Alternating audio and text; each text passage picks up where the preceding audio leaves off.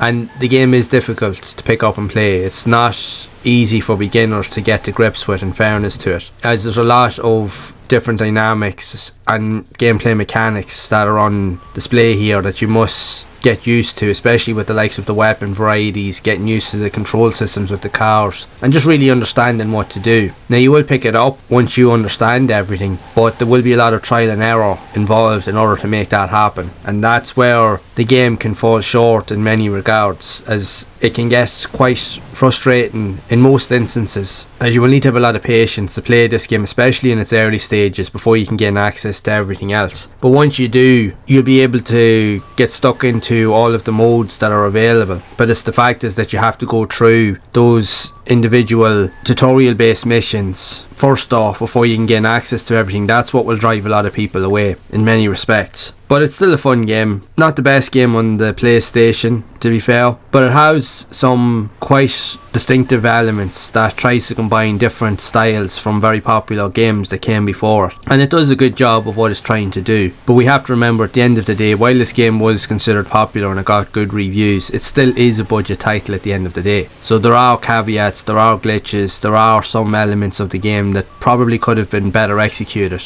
but just for whatever reason they weren't. But it is what it is. It is what you make of it at the end of the day. Some people will find it appealing, while others will find it a little bit on the repetitive side, especially when you find yourself having to do the same thing multiple times just to get one good run at it. While there is some fun in that, not everybody will see it like that, and it will become a tedious task for many. But it really just depends on the player, and I will leave that up to you really at the end of the day, because it is what you make of it. But regardless of what I think, I would love to hear your thoughts of this game and what did you think of it overall. Did you enjoy these type of quirky, obscure racers that released on the console, or maybe not so much? So share your thoughts then in the comments below. And if you would like to see more content around other unusual and obscure and quirky racing games that were also released on the PlayStation 2, then leave a like on the video video, subscribe to the channel, and you can also check out the playlist on screen to see a lot more of these quirky games in action that I have covered on the channel already. And I will see you all in the next one.